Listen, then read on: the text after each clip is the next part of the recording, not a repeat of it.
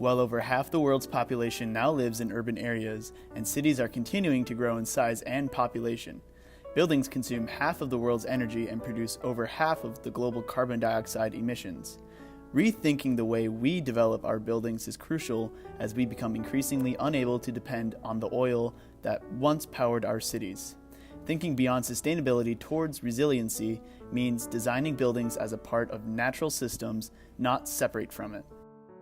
Our history of carbon emissions in the age of cheap oil can be understood as eerily similar to a fracture-critical system. Fracture-critical systems are often involved in bridge design, where they characteristically show exponential growth in stress over short periods of time.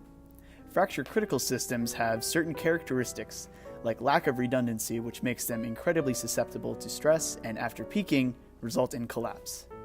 Some experts have pointed out to similarities in these engineering systems to things relating to our climate, such as carbon accumulation and rising global temperatures, which are beginning to peak much like stress on our bridges before collapse. This emphasizes the importance not only to sustainability, but of resiliency, because continuing trends like this could lead to much greater systematic failures. A reliance on cheap oil to heat and light our buildings is not sustainable, due to waning sources and the problems presented by increased carbon emissions.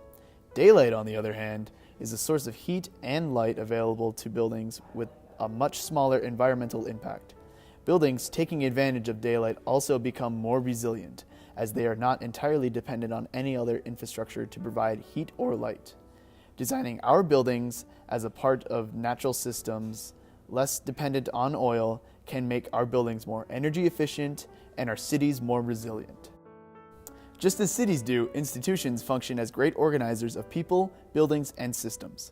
Implementing sustainable and resilient thinking into the design of institutional buildings will have the opportunity for broad positive impacts. The University of Minnesota manages over 100 buildings on its Twin City campus.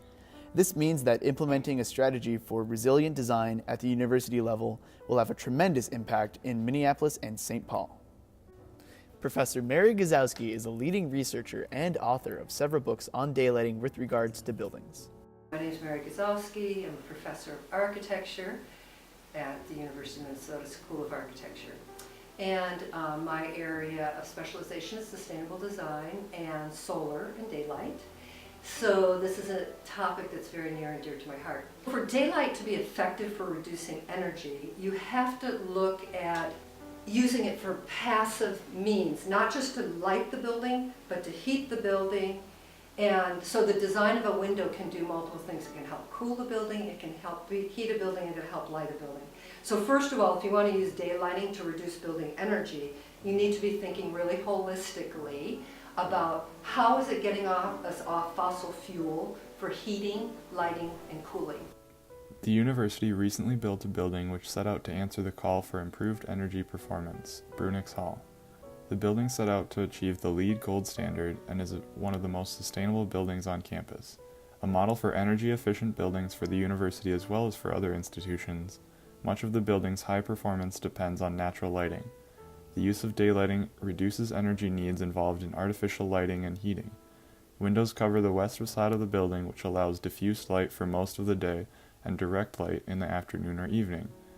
These windows also feature fritting that help reduce intensity of the direct light that the west facade gets from midday to evening. A better model for universities and for similar institutions is to retrofit a building. It is far less impactful on the environment to adapt existing buildings whenever possible, rather than to tear down and build new ones. The Educational Science Building is a perfect example and is in fact the most energy-efficient building on campus.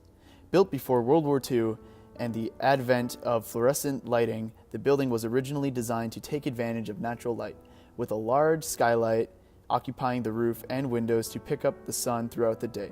The building's thick walls and brick structure allow it to retain heat. Tearing the building down would have generated more carbon emissions and released the embedded energy from the initial construction.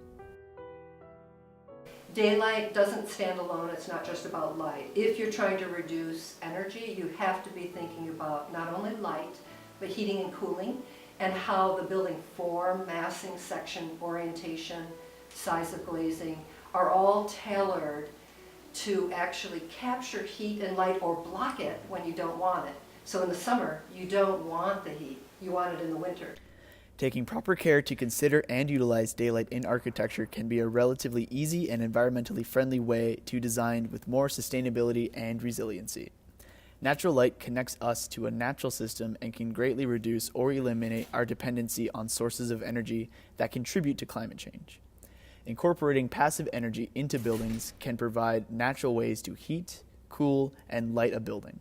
Buildings using passive energy are far more resilient as they diversify the sources of these systems and reduce the dependency on infrastructure, which may be susceptible to failure, interruption, or collapse. Daylight represents one of the ways that thinking with these natural systems, rather than against them, can create more resilient, environmentally positive solutions to problems of climate change.